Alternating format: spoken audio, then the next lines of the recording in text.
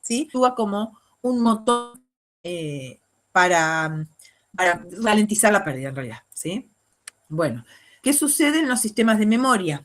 También hay alguna pérdida de memoria, pero no en general, ¿sí? Acá esto que está acá es un cuadrito que lo tienen también en la biblioteca, que está tomado de algunas investigaciones. Y fíjense que lo que es la memoria semántica y la procedimental se mantienen estables durante el envejecimiento. Las que experimentan un declive son la memoria de trabajo y la episódica. Pero un declive mucho mayor, perdón, una alteración mucho mayor van a presentar cuando estamos frente a un cuadro de deterioro. La memoria semántica es la que almacena, después vamos a ver todo este tipo de memoria cuando veamos memoria, ¿no? Pero la memoria semántica es la que almacena nuestro conocimiento sobre el mundo, ¿sí? Por ejemplo, si yo les pregunto cuál es la capital de Italia, que es una pregunta de pruebas de Wechsler, o les pregunto el significado de alguna palabra, ¿sí? ¿Qué significa diatriba, por ejemplo? ¿Sí?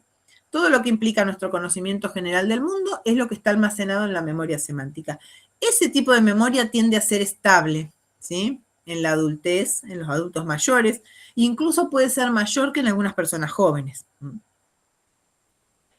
La memoria procedimental es un tipo de memoria implícita que nos permite almacenar secuencias organizadas de movimiento, ¿sí? Como por ejemplo manejar un vehículo, andar en bicicleta, nadar, ¿sí? Son todas secuencias de movimientos que se adquieren a través de la práctica, ¿sí? No son verbales, son habilidades no. Esto en general tampoco se pierde durante el envejecimiento. En cambio, la memoria de trabajo, ¿sí? Que es esta memoria que nos permite mantener la información en la conciencia mientras la estamos utilizando o mientras le estamos prestando atención, tiende a declinar. ¿Por qué? Porque en general esa información que el adulto mayor tiene en la conciencia, frente a un distractor rápidamente la pierde, o la pierde más rápidamente que la persona joven, ¿sí? Por ejemplo, ¿cómo se hace? Bueno, antiguamente repetíamos número de teléfono, ahora eso ya no, pero en las pruebas van a ver cuando vean el test de dígitos de Wechsler, donde se le dicen dígitos y los tiene que repetir hacia atrás, esa es una actividad de memoria de trabajo. Esto le cuesta más al adulto mayor. En general, aún en cuadros de declive, digamos, en cuadros de... No estamos hablando de deterioro, estamos hablando ahora de las condiciones normales, de lo que sería un proceso de envejecimiento dentro de lo esperable. Y la memoria episódica, que tiene más que ver con los aprendizajes realizados en un contexto, ¿sí? De tiempo y espacio, esta también suele declinar. Por ejemplo, ¿cuándo fue la última vez que vi a fulano? ¿Qué tema vimos la clase anterior? ¿Cuántos días o cuáles son los días de la semana pasada que fuimos al gimnasio? ¿Sí? Si cerró o no cerró la llave del gas, o si cerró o no cerró la puerta con llave cuando salió. ¿Sí? Son todos información de tipo episódica, que tienen que ver con el contexto, ¿sí? ¿Cuándo? La semana pasada. ¿Cuándo? Cuando salí hoy de casa. ¿Cuándo?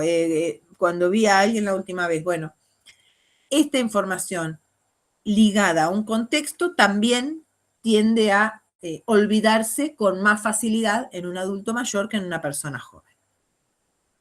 Entonces, fíjense que vimos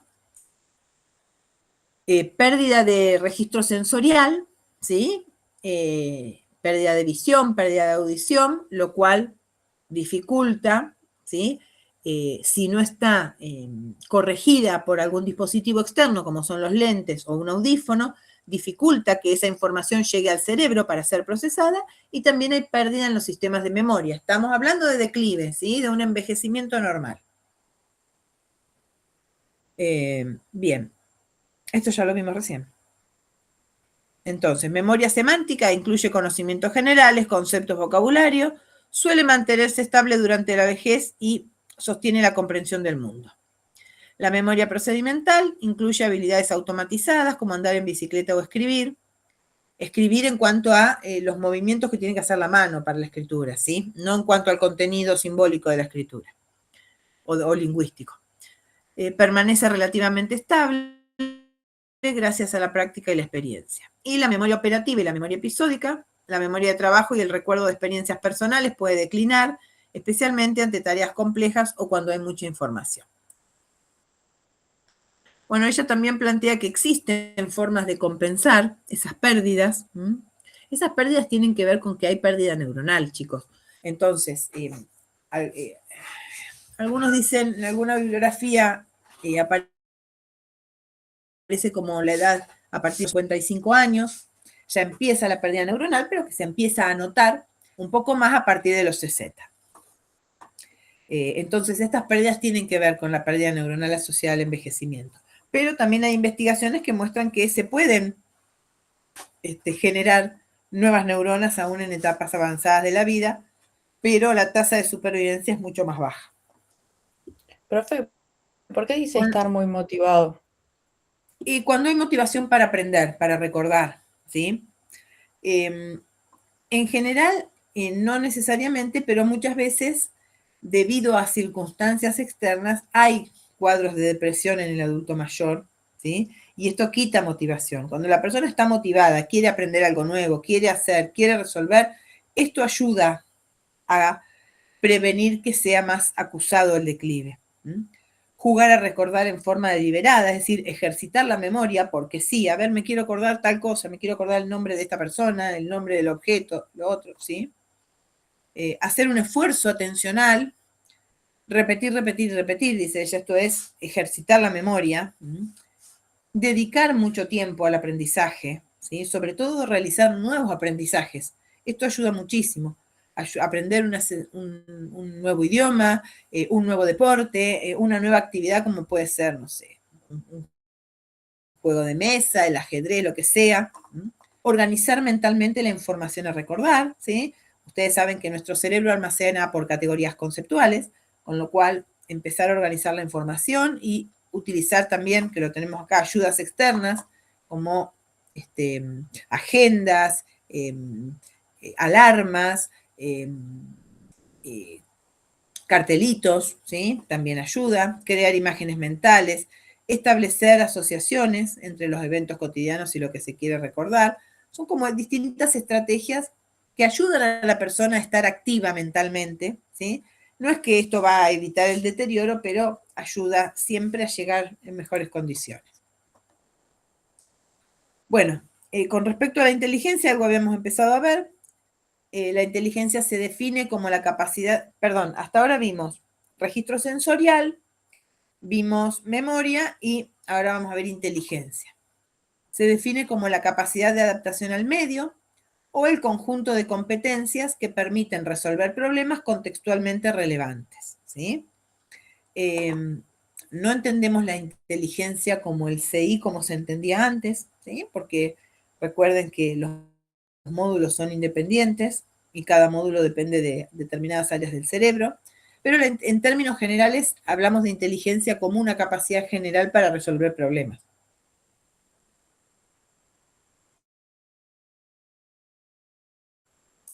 Ya tiene más que ver con la velocidad perceptiva, el razonamiento espacial, las funciones ejecutivas, la fluidez verbal, la velocidad de respuesta. Y la inteligencia cristalizada depende más del conocimiento adquirido, ¿sí? La cultura general, la información, la comprensión, el vocabulario, etc. En general, la inteligencia cristalizada tiende a ser más estable, a mantenerse o incluso puede incrementarse durante el envejecimiento, mientras que la inteligencia fluida tiende a ser más sensible y a declinar con la edad. Bueno, participar de actividades intelectuales, aprender habilidades nuevas, contribuye al desarrollo y al mantenimiento de la reserva cognitiva. Después nos vamos a meter en este concepto de reserva cognitiva. La evidencia sugiere que hay una asociación entre una vida mentalmente activa y una menor propensión a la demencia, o por lo menos en retrasar los síntomas iniciales de la demencia, ¿sí? Si bien las actividades no garantizan prevenirla, influyen la salud, la educación, los vínculos sociales, la actividad física y otros factores, es importante mantener la mente activa, ¿sí? ¿Por qué? Porque el declive existe y si yo no lo acompaño con actividad cognitiva va a ser más acusado y va a aumentar el riesgo de demencia. Aún estando activos mentalmente cuando a veces, cuando la demencia aparece, aparece igual, pero aparece más tarde o aparece no tan repentinamente o acusadamente.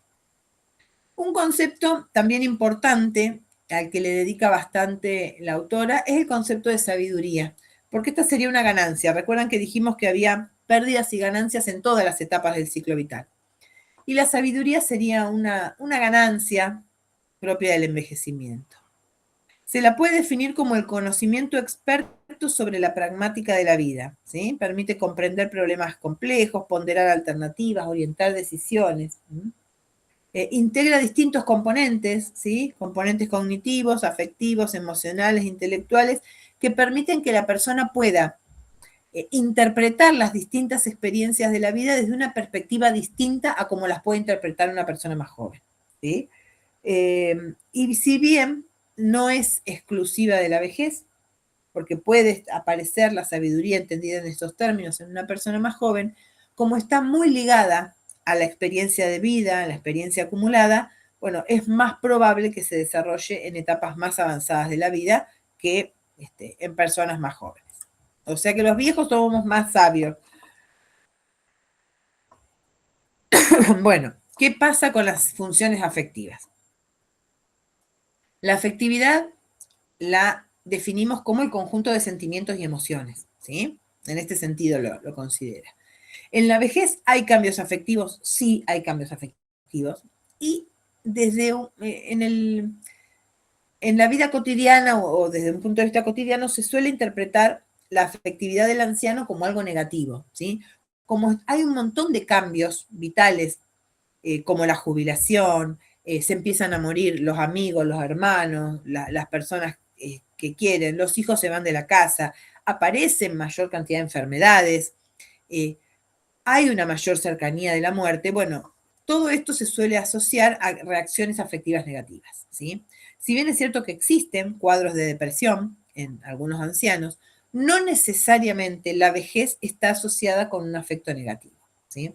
De hecho, hay estudios que han mostrado que hay un gran número de personas mayores, incluso en la misma proporción se podría decir que las jóvenes, que desarrollan afectos positivos o que tienen o que expresan sensaciones de bienestar a nivel afectivo, ¿sí? ¿Qué es lo que se suele llamar la paradoja de la felicidad? Que los adultos mayores experimentan emociones con la misma intensidad y sienten emociones positivas con la misma frecuencia que la gente más joven. La experiencia emocional negativa se da con menos frecuencia a partir de los 60 años, a pesar de que las condiciones, todas estas que nombramos, son negativas. Podría uno decir, bueno, todo eso promueve un afecto negativo. No, en general tiende a disminuir el afecto negativo. Hay más expresiones, ¿sí?, de felicidad, gratitud, contento, que de frustración, tristeza o rabia. Estos son resultados de estudios que se han hecho, ¿sí? Lo que sucede es que en la vejez existe una mayor complejidad y riqueza emocional, aumenta el manejo adecuado de los afectos, suele aparecer lo que se llama una mayor madurez afectiva y en general mejora la regulación emocional, ¿sí? Que la regulación emocional es una función ejecutiva, está muy ligada a los procesos de inhibición y que en general, ¿sí?, en la vejez tiende a estabilizarse un poco más. Esto lo copié tal cual porque quería que lo leyéramos, ¿no? Dice, los autores han examinado minuciosamente en qué medida el contexto, la condición socioeconómica, el estado civil, salud, situación funcional, relaciones interpersonales, influyen en la afectividad, tanto positiva como negativa en la vejez. Y en qué medida esos factores son más importantes que en edades más tempranas, digamos. Nuevamente, la conclusión parece ser bastante contundente. No se encuentran efectos de la edad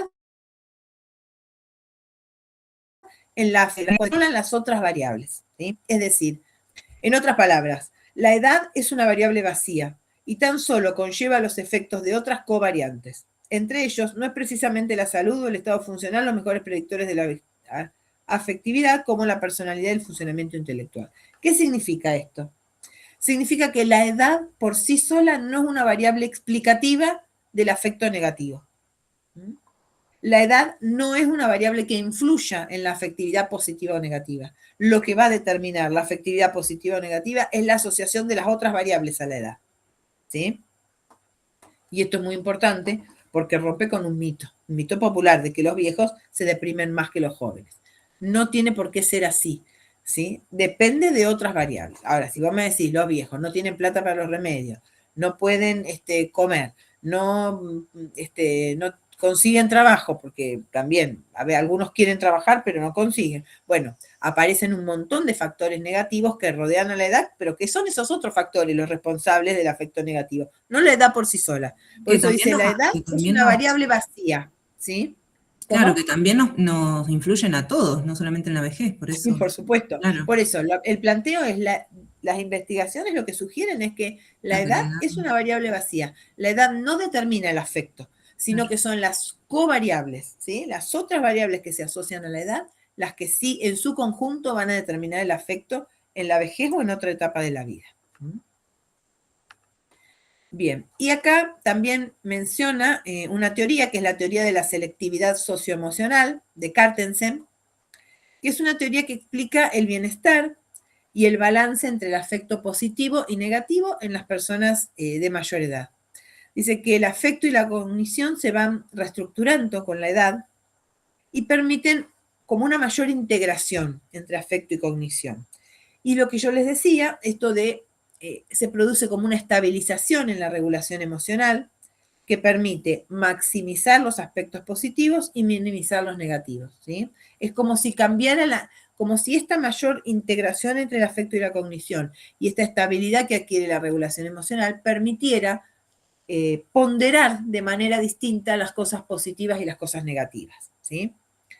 Si en el mundo cognitivo ocurren cambios negativos debido a la edad, en el mundo afectivo pueden ocurrir cambios positivos, esencialmente ligados a un declive de la emocionalidad negativa, que algunos autores han conceptualizado como una mejor integración o elaboración emocional. Es decir, desde un punto de vista afectivo, hay una posibilidad de integrar la experiencia de una manera en la cual se potencie lo positivo y no se valore con tanta intensidad los aspectos negativos o los afectos negativos. Esto permite un balance, ¿sí?, entre afecto positivo y negativo que posibilita que en la vejez haya incluso, salvo otras condiciones, que sean externas, pero que haya una mejor estabilidad emocional, ¿sí?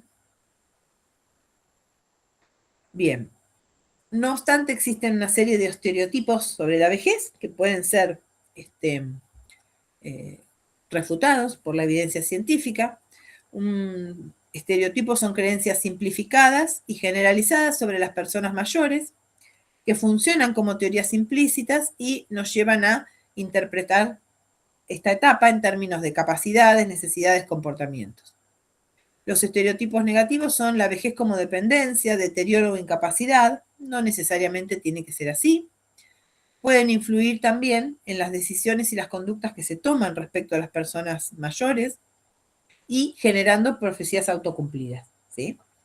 Si yo considero que la persona no puede porque es vieja y entonces no la dejo hacer nada porque es vieja y la voy a deteriorar, se produce una profecía autocumplida, porque a esa edad la falta de uso implica pérdida a nivel neuronal, ¿sí?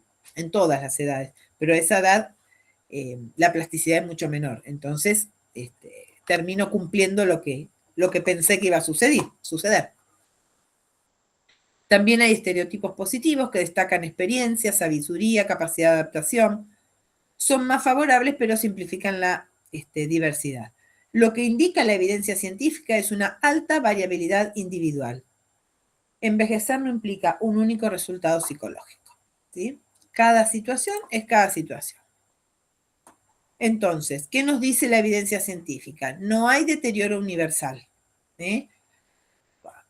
Deterioro en términos patológicos, sí hay un declive, pero no es que todo el mundo va a terminar deteriorado. Y si no, miren a Mirta Legrand. La vejez no implica un deterioro automático ni un punto de quiebre único.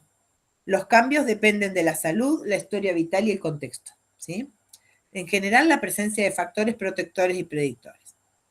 Se puede aprender toda la vida. Recuerden que dijimos, la plasticidad cerebral es máxima en los primeros años de vida, pero dura toda la vida. Entonces, la capacidad de aprendizaje permanece. Claro que va a llevar más tiempo aprender, pero no es que no pueda aprender más. La práctica, la motivación y las estrategias le permiten adquirir nuevos conocimientos, nuevas habilidades, nuevas destrezas e incluso compensar algunos declines. Y hay una alta variabilidad individual. Las personas mayores no son un grupo homogéneo, ¿sí? Existen diferencias de trayectorias vitales previas y de contextos que esas son variables que van a interactuar para dar lugar a un envejecimiento diferente en cada persona en función de la confluencia de esas distintas variables. Bien. Los estereotipos negativos pueden reducir el rendimiento en la memoria y aumentar el estrés ante tareas cognitivas. Si yo como soy viejo no voy a poder, no voy a saber, eso condiciona.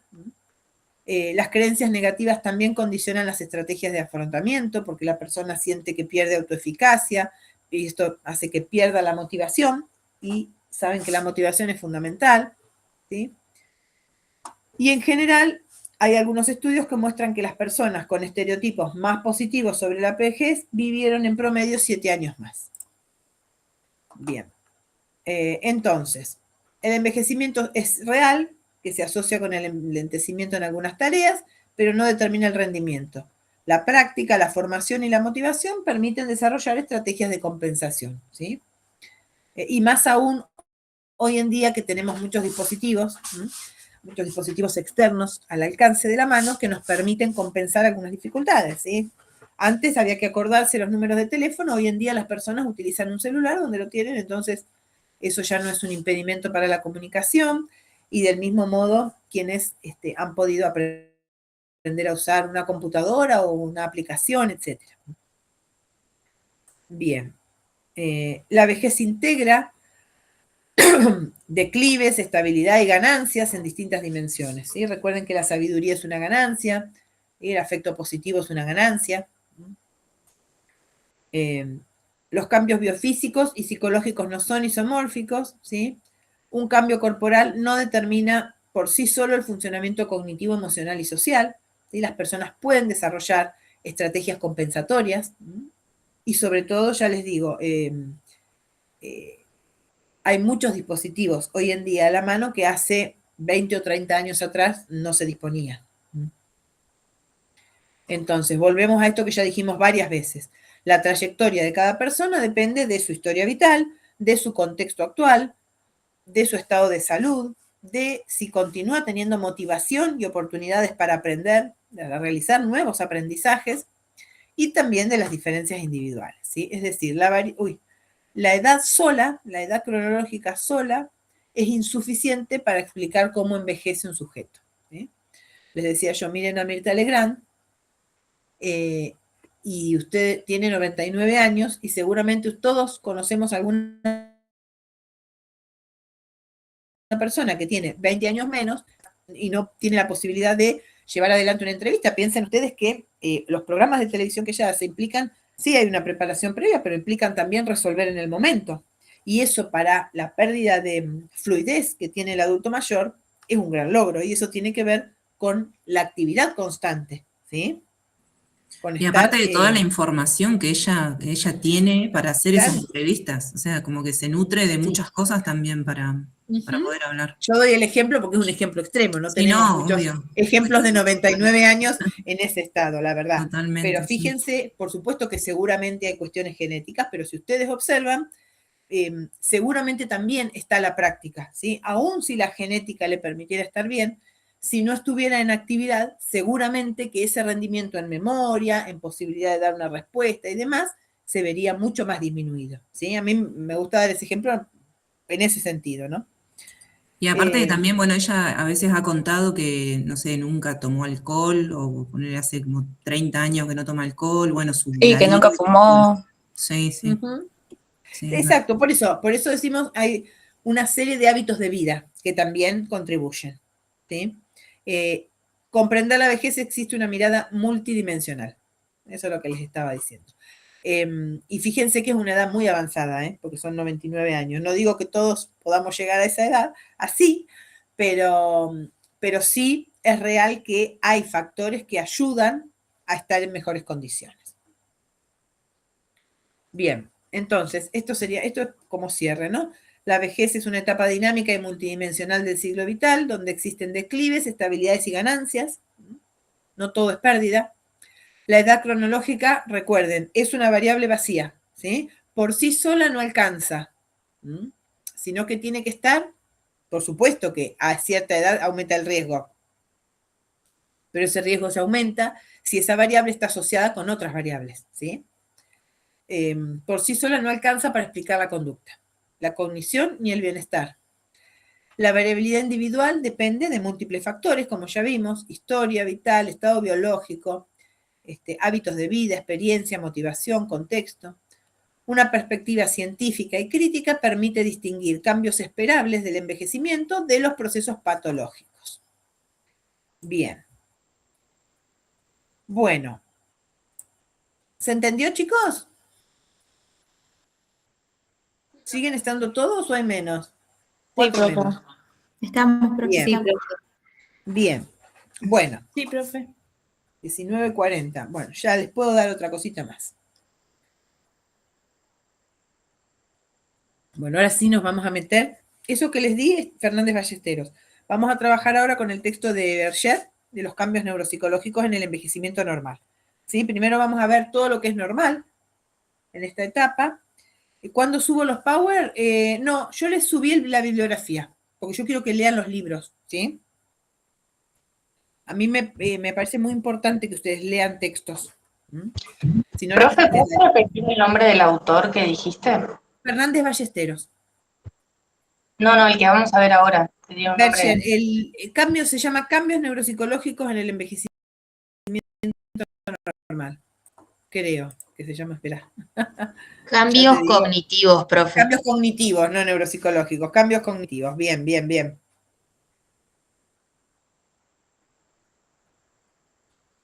Berger.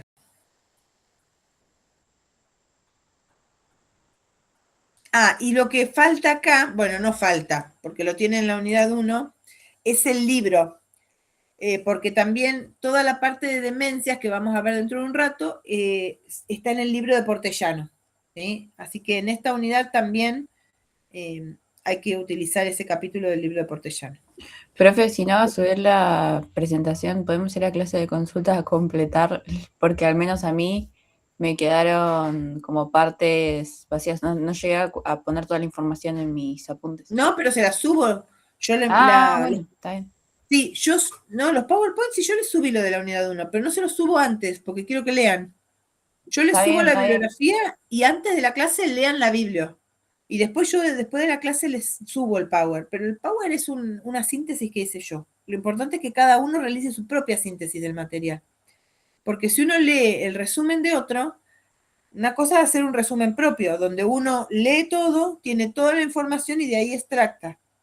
Entonces tiene sentido. Pero cuando uno lee lo que hizo otro, pierde sentido, porque terminan siendo como ideas sueltas, ¿sí? Entonces, a mí me interesa que ustedes lean los textos.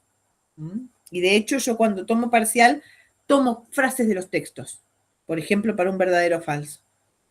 Porque es fundamental. Para mí, un estudiante de 5º año de psicología no puede no leer bibliografía. Profe, ¿en qué capítulo de Portellano vemos lo de demencias? De Portellano yo les dejé el libro completo. ¿Lo pudieron descargar? Lo tienen en la unidad 1. Sí, pero no ¿qué me acuerdo capítulo? el número. No me acuerdo el número, pero fíjate que va a decir demencia. Bueno, gracias. El capítulo se llama demencias. No me acuerdo el número. Después nos fijamos si quieren. Bien. Esperen que encuentre. Acá está. Los cambios neuropsicológicos en el envejecimiento. Ahí les comparto el Power.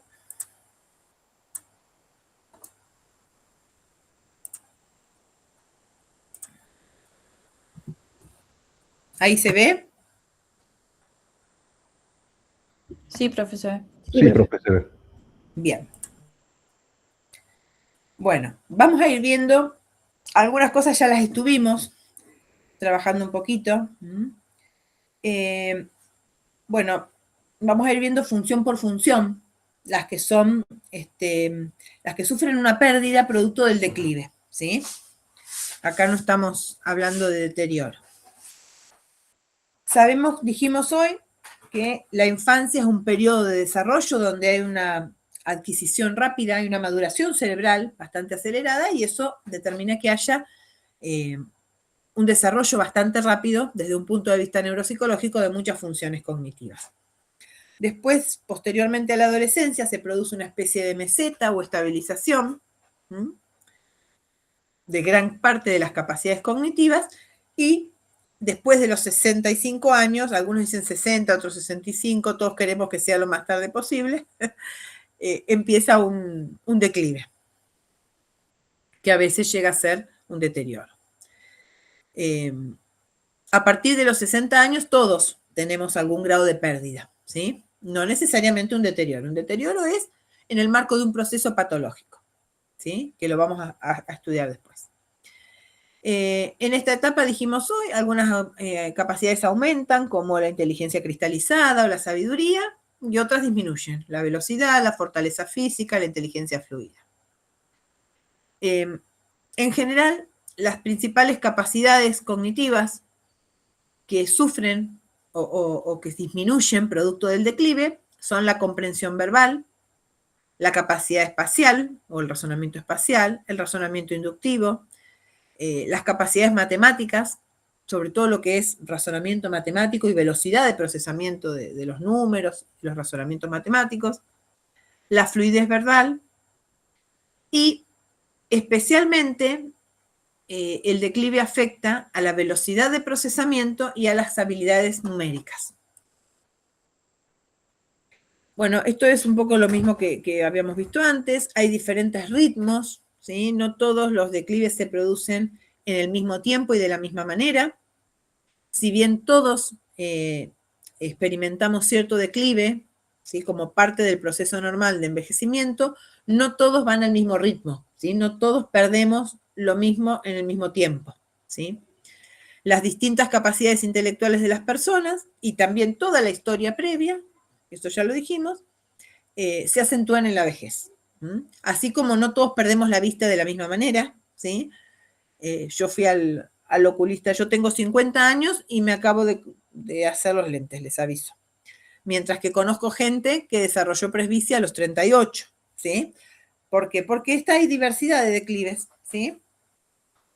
Entonces, y más, me hice los lentes para corregirle los parciales a ustedes, aunque no lo crean, porque el año pasado me llevó tanto tiempo leerlos, porque tenía que estar mirando de lejos, me costaba enfocar, que dije, este año voy a comprarme los anteojos. Mientras que hay otras personas que los tienen que usar mucho antes, ¿no? Y así como hay una diferencia en la edad de las que nos ponen los lentes y cuánta graduación nos dan, lo mismo pasa con la pérdida de la velocidad de procesamiento, del razonamiento espacial o de las habilidades numéricas. Por eso decimos que hay diversidad de declives, ¿sí? Cada capacidad cognitiva tiende a mostrar un distinto grado de deterioro de acuerdo a la edad.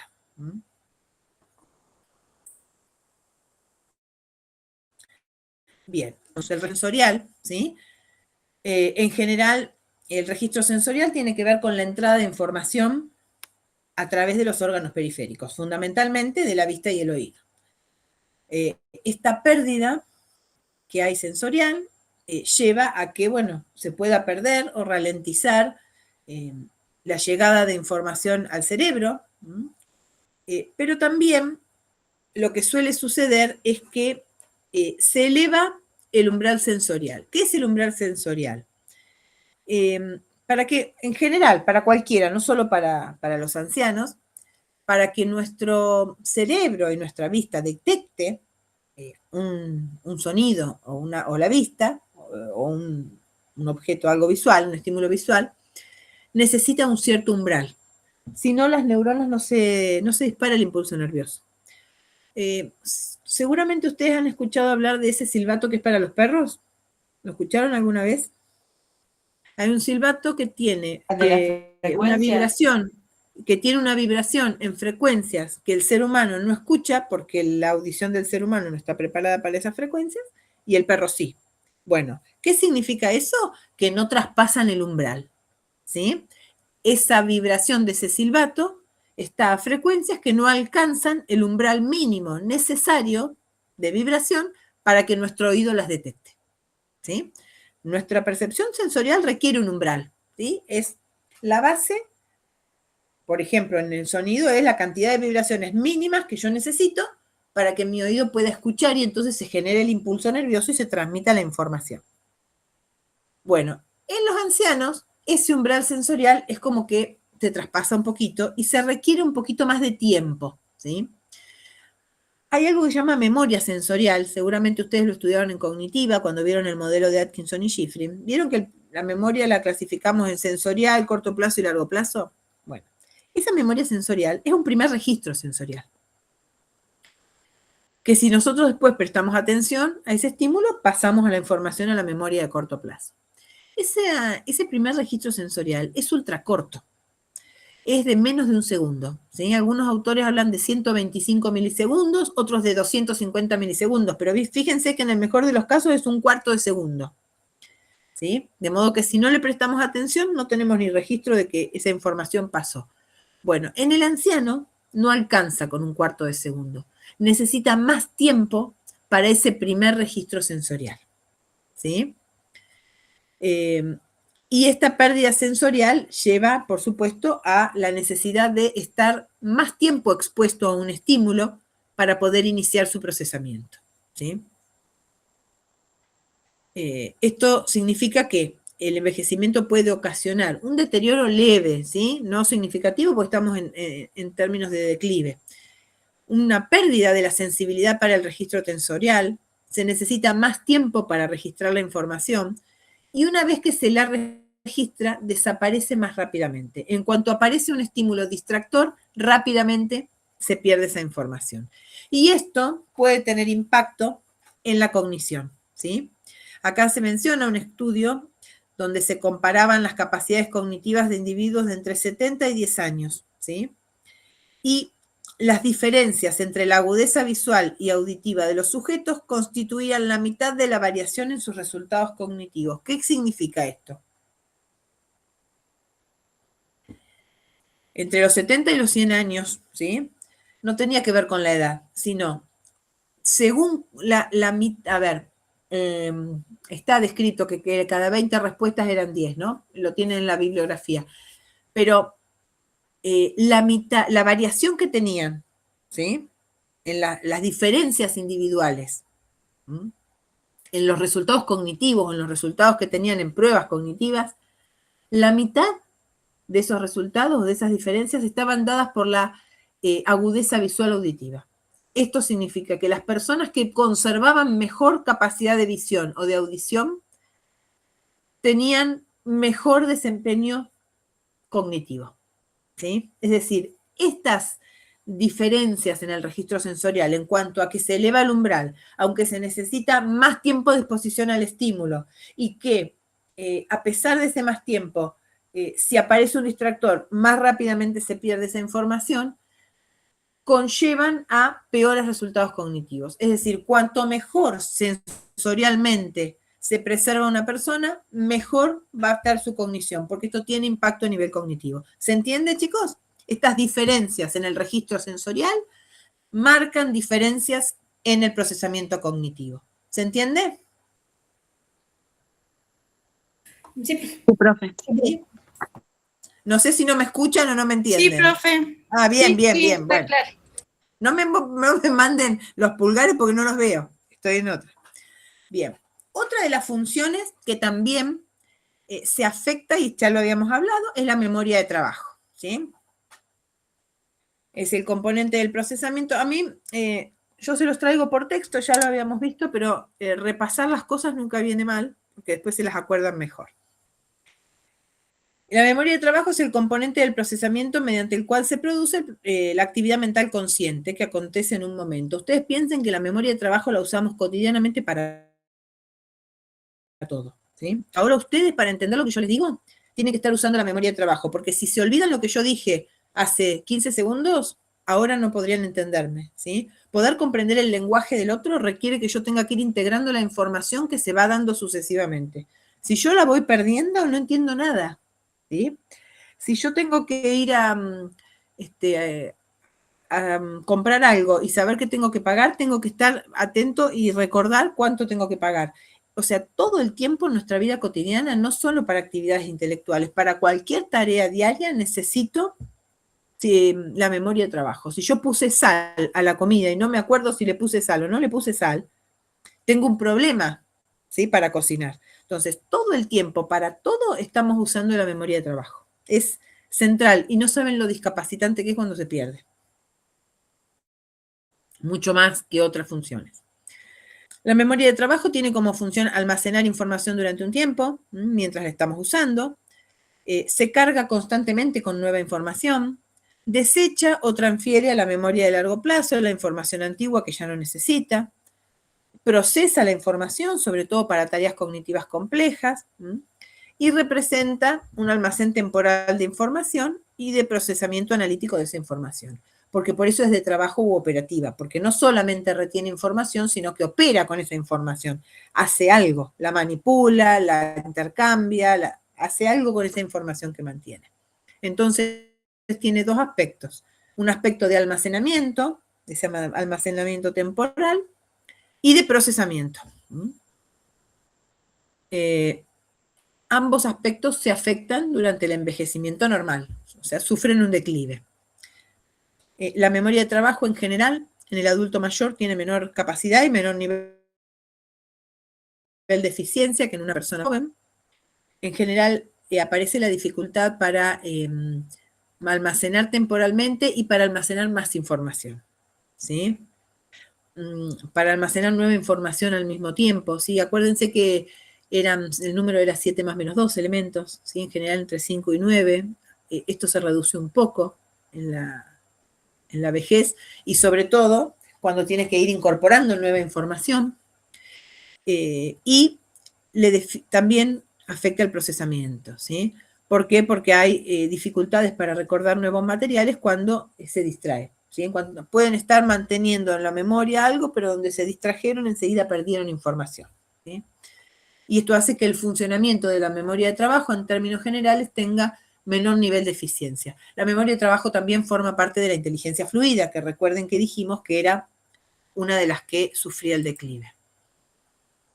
Bueno, ¿qué pasa con la base de conocimientos? La base de conocimientos es el almacén de toda la información que ha entrado en la memoria. Incluye la información reciente, por ejemplo, que desayuné hoy, que es lo que llamamos la memoria inmediata, y la información que adquirimos antes, por ejemplo, hace días o hace años. Por ejemplo, no sé, lo que sucedió cuando yo empecé el primer día de la escuela primaria, por ejemplo. Su funcionamiento se evalúa al determinar qué hechos, observaciones y conceptos una persona puede recuperar y en qué circunstancias. Y dentro de la base de conocimientos tenemos información que corresponde a la memoria explícita y otra información que corresponde a la memoria implícita. La memoria explícita incluye todo lo que puede ser verbalizado, ¿sí? Todo el conocimiento declarativo, palabras, datos, conceptos. La mayor parte de los contenidos de la memoria explícita se adquieren de modo consciente y a través del lenguaje, ¿sí? Por eso es fácilmente verbalizable y es más fácil de acceder, porque yo le puedo preguntar a la persona, bueno, ¿vos sabés, no sé, por qué es feriado el 17 de agosto? ¿Vos sabés qué día festejamos Navidad? ¿Vos sabés que, no sé, qué es no sé, cuáles son los meses del año? Bueno, es un conocimiento más fácil de acceder porque la persona lo adquirió de un modo consciente y es de acceso consciente también a través del lenguaje. En cambio, la memoria implícita es una memoria más de carácter inconsciente, ¿sí? Porque tiene que ver con automatismos, con hábitos, respuestas emocionales, respuestas automáticas, procedimientos, secuencias motoras. Y en general, la mayor parte de sus contenidos se han ido adquiriendo por la práctica, ¿sí? No de forma voluntaria o consciente, ¿sí? Entonces, es más difícil acceder, ¿sí? Yo puedo pedirle que, no sé, que escriba o ande en bicicleta para ver cómo lo hace, pero la respuesta emocional, por ejemplo, es más difícil de evaluar. Entonces, ¿por qué? Porque no es de acceso consciente y no es de acceso a través del lenguaje. Bueno, estos dos tipos, la información de estos dos tipos de memoria forma parte de la base de conocimientos. Y en general, todo lo que es la memoria de largo plazo, ¿sí? Muchas veces los ancianos cuentan historias y demás, y en general la gente, o en los mitos cotidianos, las personas, lo que circula, digamos, es que los adultos mayores conservan mejor la información de largo plazo. Sobre todo la que tiene que ver con circunstancias personales, con lo que es memoria autobiográfica.